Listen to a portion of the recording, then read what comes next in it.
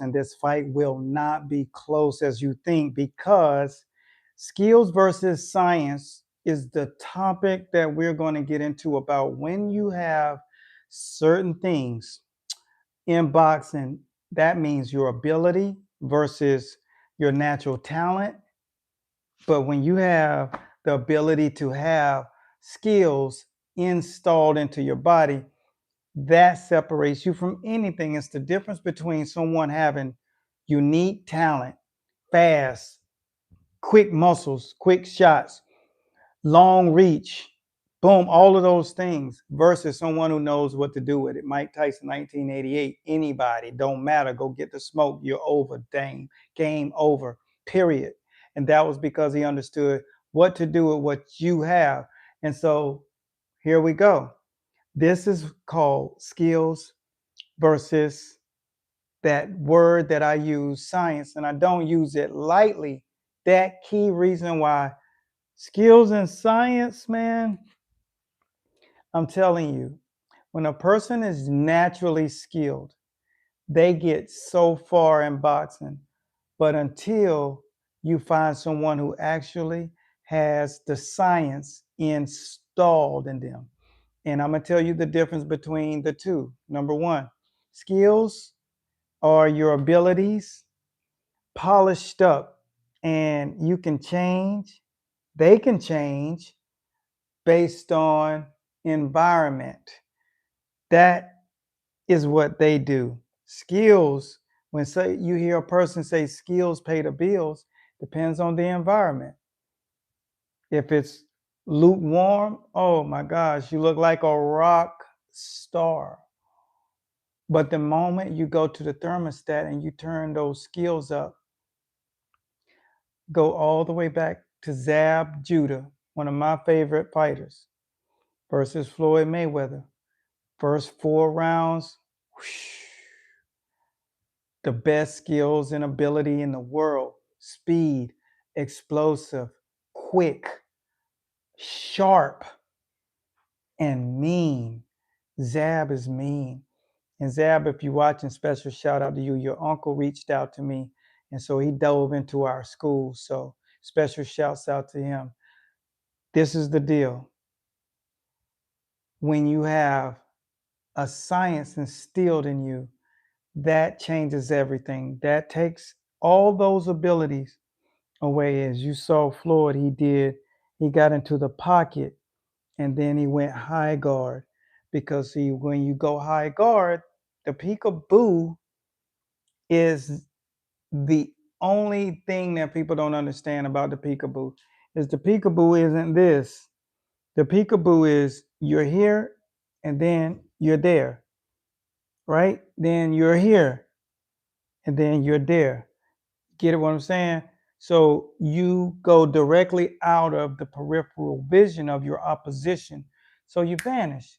So that's why they call it peekaboo. It has nothing to do with this. That's called windshield-wipers. So if you don't know nothing about boxing, now you got something. Peekaboo is not this. That's just what Mike Tyson enjoyed doing because he has such a slinky torso. But the fact of the matter is this, my friend. When you have a science, and the science is the difference, the definition of having the skills installed in you is different because, see, it's repeatable. Installed means it doesn't matter what temperature it is in the room. It happens under any type of stress when you install the skill. So Usyk, Terrence Crawford, Floyd Money Mayweather, great fighters have it instilled in them. That's the install process. And so Te'O Lopez is a talented fighter. Abilities, agilities, athleticism, quick twitch, great footwork, all of the stuff. But what's the difference between him and Usyk? You see the depth of what they go through to acquire all of those abilities. Abilities go into its category of its own, right? So when you're dealing with that, your objective is to understand with a naked eye what happens when you have those abilities. Now, I'm going to get into some things that's going to really help you understand this science of boxing, right? And that's going to be what are those things that happen to you cognitively to make you look like Muhammad Ali in the ring in the 60s when he was Cassius Clay. And by the way, I was able to take his wife out, who was married to him back there in the 60s. So special shouts out to Kalela Ali. Prayers, and everybody send your shout out because she will watch this. And I will make sure that she knows who you are because you just commented down Muhammad Ali's first wife. She's great. She's brilliant. She was the one that actually wrote those poems. So her podcast is coming out, and I will definitely bring her back on our conversation. So stay tuned. But back to the topic at hand. It's so great to be in the game of boxing. It's so beautiful. When you are installing a situation, a skill set, that's going to help you acquire one thing that you'll need. Because if you don't have the proper bandwidth, and I'm going to get into bandwidth for you people, and I know there was something that I was just talking about, but I kind of forgot. But it's okay because this all lines up. So T.O. is very talented, all of those abilities. But see, Shakur, he comes from a different camp. I know what I was talking about. I was speaking basically to that Shakur and T.O. are on two different spectacles when it comes down to their learning process. See, 𝗀𝗏𝗰𝗵, he goes camp, camp, camp, camp, camp, camp, camp. Therefore, there's no system in place. It's just using his given abilities and talents. And some of you will be trying to do that. And that's what you're trying to do. It's not going to work. One dude makes it with that, but they have to pay a dear price and have an extensive amateur career. So if you don't have an extensive amateur career, drop down where you actually train in boxing. If you ever went to a boxing gym, I want you to put it down in the comment boxes because I'm going to read your comments. So make sure you put it down. If you're in Pennsylvania, let me know the city. All right? Let me know the city. Drop it down in the comment boxes, champ. Y'all hit the chat. Talk to me, chat, because I'm going to read your comments in a second because I'm going to break down what it actually will take for someone that's like T.O. using stuff from all over, camps, different camps and stuff. Where you got Shakur, who's being installed. Install is teaching you how to go through things cognitively, because whenever you are boxing and your cognitive bandwidth shrinks, you can't read your opponent anymore, right? Look at how I get in this stance, right? Posturing, but you can't read your opponent because your bandwidth is shrinking. You ever got up in the morning and went outside and it was super cold and you shriveled up? That's exactly what your bandwidth does. Visually, your vision shrinks. The peripheral vision goes away. So you start getting hit with hooks because your bandwidth is fading. That's an energy system. A lot of people are not aware that your bandwidth, it impacts everything. That cognitive thing. See, I don't just talk about a skill. As a matter of fact, I don't care to talk about skills because skills don't matter in high level boxing. It's understanding those internal things, that science, cognitive bandwidth, fatigue. And when I say fatigue, I don't mean stand alone. I mean cognitively. When I talk about the nervous system, you have to know how to do all of those things because that is directly what impacts what you're able to do. You just saw Jake Paul. Go watch that replay when he got knocked out, cuz Jake Paul was like this. And I know the trainers, Coach Wade is my boy, and Jay Leon Love. I don't rock with all these cats, right? So I know what they teach. I know they know boxing. You think they taught the dude to stand on the ropes like this, bro? Like, this is exactly what I mean by cognitive bandwidth. He wasn't physically tired because he had been in camp for Tank and then and then Anthony Joshua, champ. Tell me if you watched the fight down in the comment boxes. In 60 seconds, I'm going to go down there and read your comments. He was cognitively fatigued. That's what it looks like. He could not figure out after the third round where he was. Third round? You've been training for 10 weeks? You're not able to get physically fatigued that fast. Go look at the fight. The first 3 rounds, it was very little contact. You see, that's what people are training who know high-level boxing.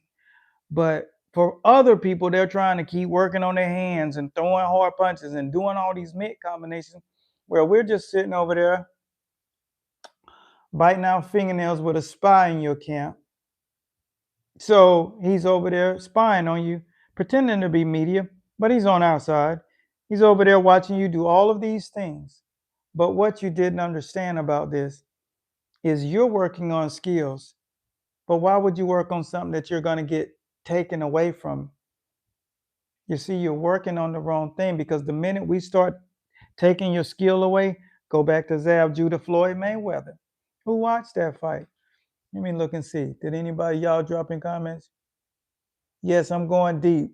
What's going on, my man? I see you. Yeah. Yeah. And am I rich? Man, I'm rich because I got you on my feed. How does that sound? I live in South Florida. My neighbors are Sylvester Stallone, The Rock, Dwayne Johnson. You tell me, okay? Whatever it is. This makes me rich, not where I live. Get it? That's what you'll learn. The minute you get money, you'll realize money is a problem. Let me find out what really matters. What really matters is knowing this science that I'm teaching you. Because in a minute, I'm going to show you guys something that you have not seen before in your life. I don't care if you've been around boxing for a very long time. I got something that I'm going to show you, so you don't want to leave. This is what you want to do. When you saw Zab going out, Zab wasn't not conditioned properly, but he can't hold capacity and bandwidth. Your brain gets tired before your body in high level sports. So therefore, you got to have someone who understands cognitive development. These things, you're doing reader board games, reading, conceptually gathering ideas, regurgitating things. I can ask you to say your ABCs. Can you say your ABCs? Absolutely you can. But in training camp, in order to expand your bandwidth, I'm going to tell you, say your ABCs backwards. If anyone can say their ABCs backwards, put it down in the comment boxes, and I'm going to give you $100. But you got to record yourself doing it within the next 5 minutes, and I will give you 5 minutes. If you can send a video to me saying your ABCs backwards, I will do that. Now, back to the topic at hand, because I know I'm going to get no challenges on that. Because knowing something that you think you know isn't the same as knowing it.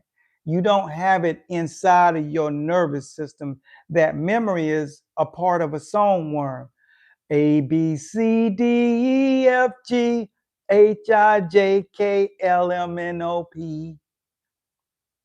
Say it backwards. You get it? That's the thing. You only know the song worm, but you really don't know your ABCs. Because if I say what comes out the L, or what comes out the O, right? You know immediately because you can remember the song, the tune. But what comes before W? What, you get it? Start saying those things backwards. You're working on cognitive bandwidth. Start walking backwards, jogging backwards like Muhammad Ali used to do, right? Because that works on perception. And then when you're starting to do things that really create calculation, you're doing the puzzle games that you're touching, boom, crossword puzzles that make your brain reconfigure. They won't doing that in camp enough. They won't expanding. And then there are, of course, the things that we actually would do. So I'm going to show you this thing now, but skills don't transfer in high level boxing. And I'm going to tell you 4 things that you better never, ever forget. If you ever think about competing or taking your child into boxing or taking boxing up at a late age, don't you dare forget this. You hear what I'm saying, champ, because this is real. This is Bible. There are 4 phases to this game. 4 phases to this game. I want somebody to type it down in the chat. If you typed it down in the chat, I'm going to give you the gift that I'm about to show you. I will personally send this to you. Direct email guarantee. If you type this in the chat, I'm going to choose 4 people. When you do this, it's 4 phases to boxing. Write it down there. Take your time. Get off your phone, boy. Do it, because I'm giving you something you ain't, or I'm going to turn it down. If I don't see 1 person type it, I'm shutting down the stream. I can go eat a sandwich. But type, because this is something, if you're working in the sport of boxing right now, you're going to need to know this, because if you don't, the people that are buying our programs now and the coaches that are in the school of boxing are going to be the ones that's across the ring from you. And I don't want your son to get smoked. Well, it is what it is. First phase. Let me see. I see my man. I see my man. I got you, bro. Dan drivers put together. Yeah. Jesus in the building. You were sent to me. Thank you for doing that, because I just told God that I was going to send a shout out to him. All day, every day, I'm limited never for your word. So thank you, brother. You are a godsend. I needed that. I needed that. I needed that. You are a blessing to me today. You are a blessing to me today. Thank you. Thank you. That's affirmation. Man, I don't play with that. Thank you, brother. But the 4 phases, and just because you did that, brother, I'm going to give y'all the 4 phases. Phase 1, don't you ever forget it. It's the absolute basics of what you have to learn in order to box. Your technique, your fundamental, the execution of how you go through it. See, basics is how you start a skill, but fundamentals is how you finish it. It's the execution. And that's what you're supposed to learn when you get into the box and straight out of the gate. You don't let that ever elude you. Don't go into trying to do the next level, because the next level is advanced methods of boxing. That's adding directional pivoting to your stuff, dropping, rolling to your deal, understanding how to utilize your weave and create an angle. You're doing basics in an advanced methodology in boxing, because you're going to need all of these things before you go to tournaments or get into high-level boxing, because techniques don't mean shit unless you actually know what they are for. Skills and techniques are developed to get you out of a situation, not to walk around all night with your hands up like this, because your arms will get tired. I don't care if you're Hercules. And this is where a lot of our young athletes and our trainers go wrong, trying to instill something that actually is not meant to be. It's not meant to be the thing that you're doing. You have to learn postures. Hands here, posture out to parry, catch, counter. Bring them here to set traps. Use your shoulders and your elbows because you get tired. So you have to learn how to relax. And when your arms go down, your chin goes tucked and behind that shoulder. Boom, bam. Okay. And never ever have space right there, because a punch can come in there. Wham. Guys who we teach them how to punch all kinds of ways. Bust your guard if your hands is up high. All of those different kinds of tricks matter. So that's what mid-range is, because then you go get in the pocket, boom, and you slide out, step around, you're good to go. You can't do all of that right here. You're a target. That's why you got to understand this. And then down here, hands real low. So you can do what? Cutie style. Boom, boom, look left, look right, rubber neck. Just in case a punch come through, you just roll it. Boom. That way or that way. Boom, you go up under that joint, okay? All of that comes into styles of boxing. This is where we are at phase 3, unconventional styles of boxing. Because they tell you, when you box, 1 foot back, hands up, never be squared up. But in the peekaboo style, you're squared up. In the Philly shell, 1 arm down. Cutie style, hands by your side. Everything that you learn in conventional boxing, in phase 3 of boxing, they tell you not to do, because you're learning different things.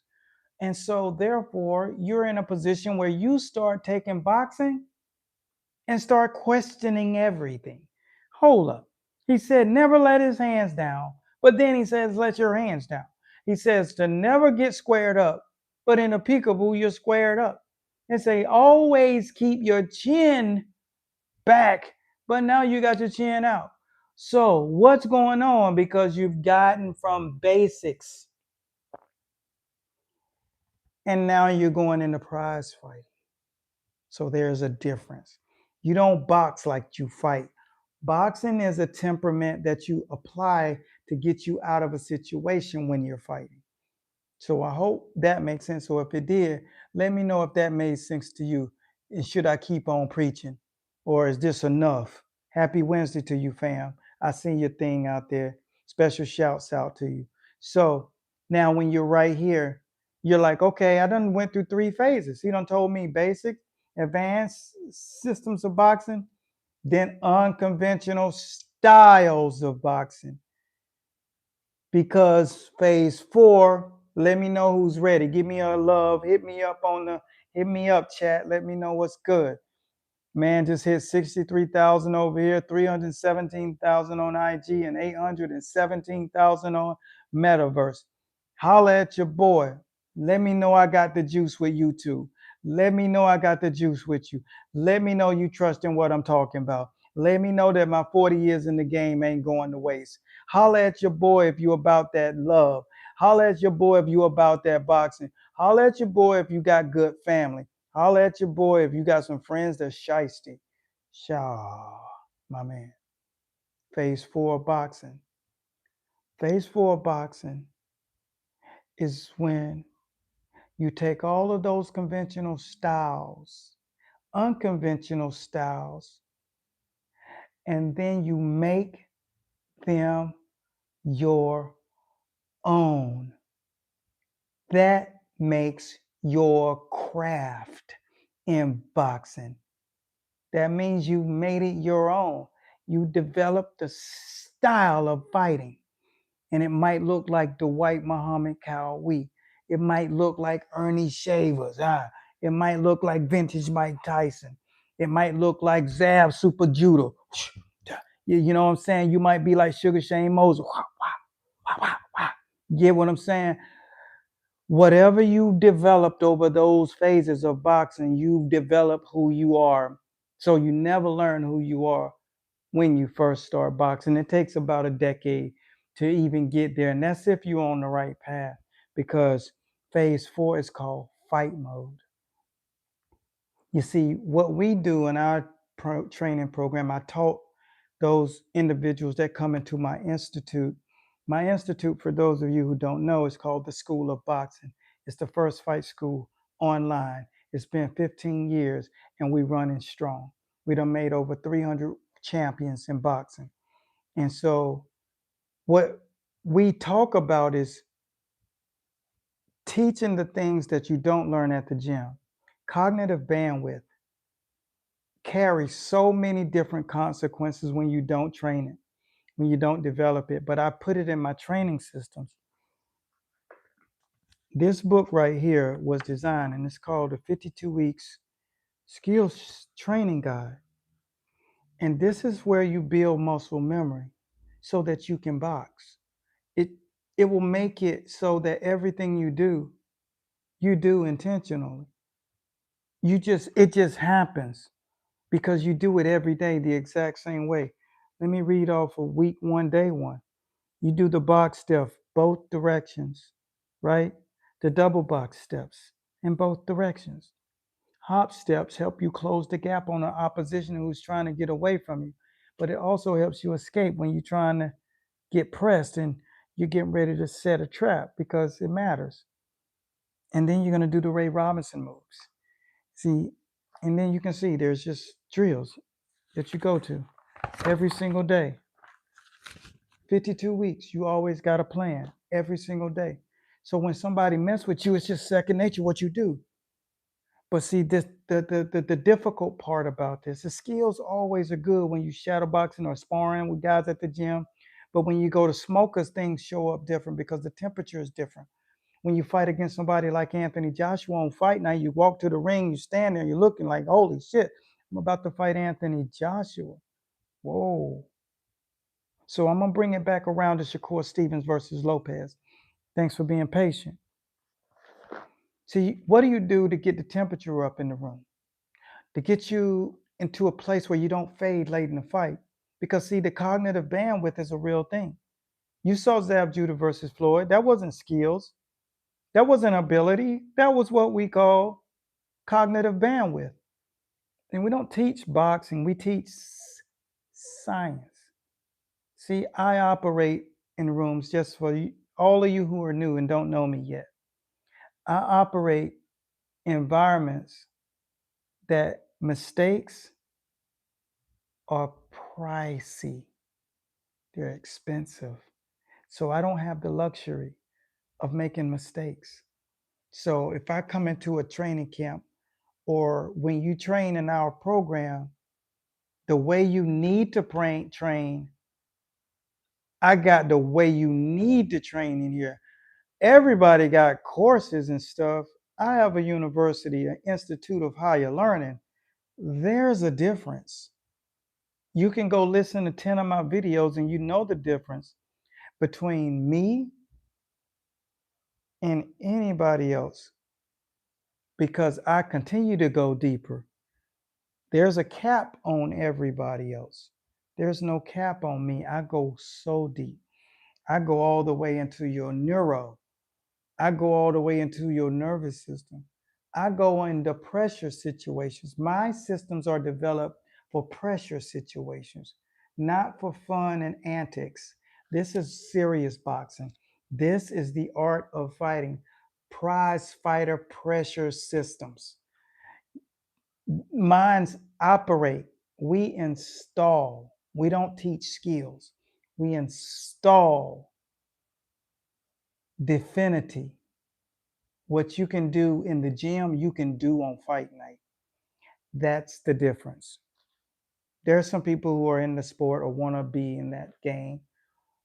And I'm going to make sure after this, I'm going to put the link down in the description if you have never gone to our university online, but you want to get serious. I think I have the luxury to put that there for you guys. So I appreciate you supporting the channel. But understanding what I said at the beginning of this video, it was skills versus installation. When you're doing what 𝗁𝗏𝗄𝗍 is doing, is bouncing around the world, learning all of this stuff. But if you're doing everything, you can't do one thing every single day the exact same way. Even the great Bruce Lee said, you can teach and do a 10,000 styles one time, or you can do one skill 10,000 times. Who would you rather be? The guy who's definitively confident in the thing that he's mastered, or the person that's dealing from neuroplasticity because his mind is trying to figure out which one he should use? That's the difference. because that's what happens when you're doing it like 𝗀𝗍Lopez. And I like 𝗀𝗍. He's down here in South Florida. It's my homeboy. But the reality is skills versus installation, science. And so what do you think I'm going to go with? It doesn't stand a chance, because something that's instilled in you, like your nerves, your arteries, that's there regardless. It's definitive. It's guaranteed. It's going to be there. In the 8th and 9th round, Shakur Stevenson, his skill, they're going to be there because Bud Crawford has put him in a position where he got baptized by fire during that heat. It's a process of getting skill into your body, and then you have to hardwire it in there. So even under the most extreme circumstances, you don't break like Jake did, because you bit off more than you can chew with someone that's highly educated and has a science to him. Shakur doesn't break the way he fights. That's installed. 𝗀𝗍 does all these different antics to survive in fights, and that's the difference. So that was my rant, and I just think I got some people that's serious about this. I'm going to take about 3 minutes, and I'm going to read comments if I can. My eyes so blurry because I've been up at 3 a.m. I see a couple of questions. You want to do what?